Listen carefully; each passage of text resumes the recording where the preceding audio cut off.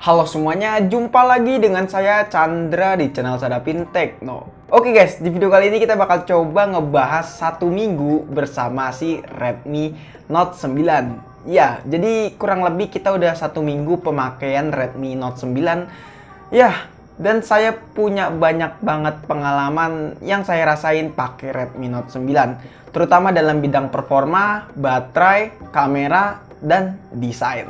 So, di video kali ini kita bakal coba ngebahas apa aja sih hal-hal yang unik di Redmi Note 9 setelah saya pakai selama 1 minggu. So, daripada kelamaan, langsung aja yuk kita mulai videonya bersama Redmi Note 9 selama 1 minggu. Let's go!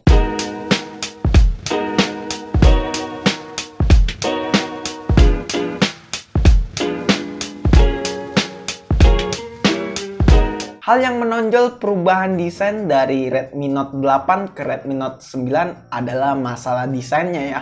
Nah, terutama untuk desain kameranya. Untuk desain bagian back covernya ini berbeda banget dari seri-seri Redmi Note sebelumnya ya. Kalau di Redmi Note 7, di Redmi Note 8 itu desainnya sama semua. Tapi kalau di Redmi 9 ini dia desainnya beda, ngikutin seperti kakaknya yaitu Redmi Note 9 Pro. Ya desainnya ini nggak jauh beda dari desainnya si Redmi Note 9 Pro. Untuk masalah desain dari pertama awal setelah saya pegang Redmi Note 9 ini, ya saya udah jatuh cinta sama desainnya, terutama untuk warnanya yang ini keren banget warnanya. Varian warna apa nih ya, pokoknya warna ini kelihatan mantap banget sih. Nah, untuk materialnya ini sebenarnya plastik ya guys ya. Dia sebutan halusnya itu polikarbonat. Ya, emang desainnya ini seperti kaca ya. Kalau misalnya dilihat seperti gelas gitu, tapi nyatanya ini bukan glass. Sebenarnya ini cukup disayangin juga karena di seri-seri Redmi Note sebelumnya itu pakai glass. Dari Redmi Note 7 itu udah mulai pakai glass, tapi nggak tahu kenapa di Redmi Note 9 ini pakainya polikarbonat. Ya, mungkin dikarenakan biar beban si HP ini biar lebih enteng. Karena emang saya ngerasain sendiri Redmi Note 7 yang biasa saya pakai itu emang berat, dan bahkan kalau misalnya kita timbang itu entengan Redmi Note 9 ini daripada Redmi Note 7.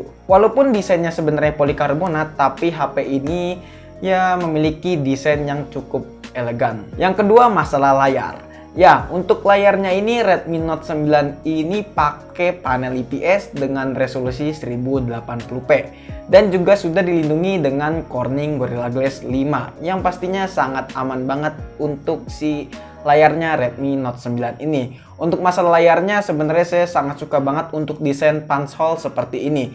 Iya, desain pansol seperti ini yang pansolnya di pinggir kayak gini, sebenarnya ini saya suka banget ketimbang desain pansol yang di tengah gitu. Ya si desainnya Poco X3 NFC yang sebelum kita pernah bahas, ya desainnya kurang lebih seperti itu. Ya, saya itu kurang suka untuk desain seperti itu.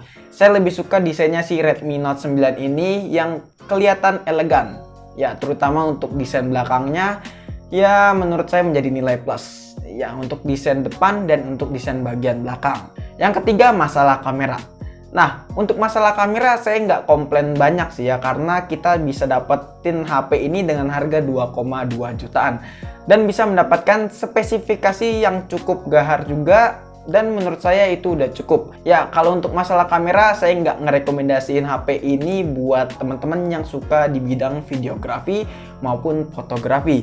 Ya, saya lebih saranin mungkin teman-teman kalau misalkan suka videografi ataupun fotografi bisa aja pilih Redmi Note 8 atau enggak pilih seri-seri yang lainnya. Kalau misalkan Redmi Note 9 ini menurut saya kurang oke sih kalau misalkan dalam bidang hal fotografi profesional ataupun videografi profesional. Ya, untuk sekedar meceng di sosial media buat jepret-jepret sana sini sebenarnya ini udah cukup sih. Dan nggak buruk-buruk banget kok si Redmi Note 9 ini. Untuk kamera belakangnya si Redmi Note 9 ini memiliki konfigurasi 4 kamera, yaitu dengan lensa utamanya sebesar 64 megapiksel, 8 megapiksel untuk lensa ultrawide, 5 megapiksel untuk lensa makro, dan 2 megapiksel untuk lensa depth sensor. Kurang lebih untuk hasil kameranya setelah saya pakai Redmi Note 9 ini selama seminggu seperti ini guys.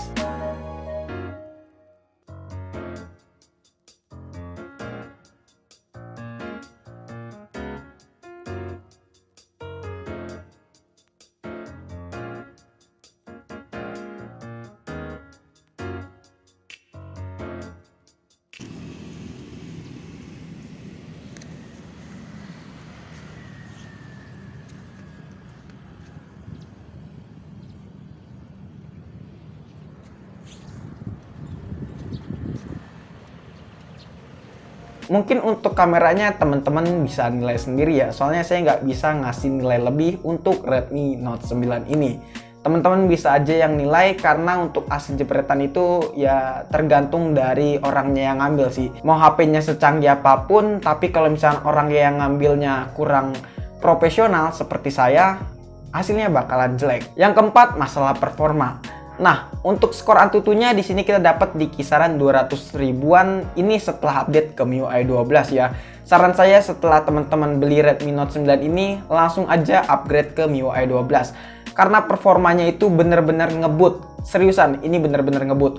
Waktu itu pernah saya bahas juga si Redmi Note 9, itu HP ya bibi saya kalau bisa dibilang ya. Performanya itu kurang optimal, terutama buat main CODM. Katanya banyak juga bilang bug FPS drop ya. Nah, pas saya coba di Redmi Note 9 ini nggak ada masalah sama sekali buat bug si CODM alias game Call of Duty itu ya. Dan buat main game PUBG, Mobile Legends, dan Genshin Impact nggak ada sama sekali kendala di Redmi Note 9 ini. Ya, sedikit catatan buat main game di Redmi Note 9 ini, kalau misalkan mainnya agak lama, agak sedikit panas. Saya udah coba buat main game PUBG, satu match itu bisa kisaran 40 derajat Celciusan. Ya itu menurut saya cukup lumayan panas juga sih. Ya itu masih bisa dibilang wajar sih ya, karena setiap smartphone kalau buat main game selama nonstop bakalan panas. Apalagi layarnya ini udah pakai panel IPS, terus juga untuk resolusinya 1080p. Ya itu udah besar banget menurut saya. Ya wajar sih ya kalau misalkan main game nonstop itu bakalan panas. Dan yang kelima adalah masalah baterai. Ya, untuk baterainya si Redmi Note 9 ini memiliki kapasitas 5020 mAh. Yang menurut saya itu udah lebih dari cukup untuk baterai berkapasitas 5020 mAh. Redmi Note 9 ini bisa membackup seharian penuh aktivitas saya. Mantap si Redmi Note 9 ini. Baterainya nggak kekecilan dan baterainya nggak kegedean. Intinya pas untuk kapasitas baterainya si Redmi Note 9 ini. Oh ya, Redmi Note 9 ini jelas sudah support fast charging 18 watt ya.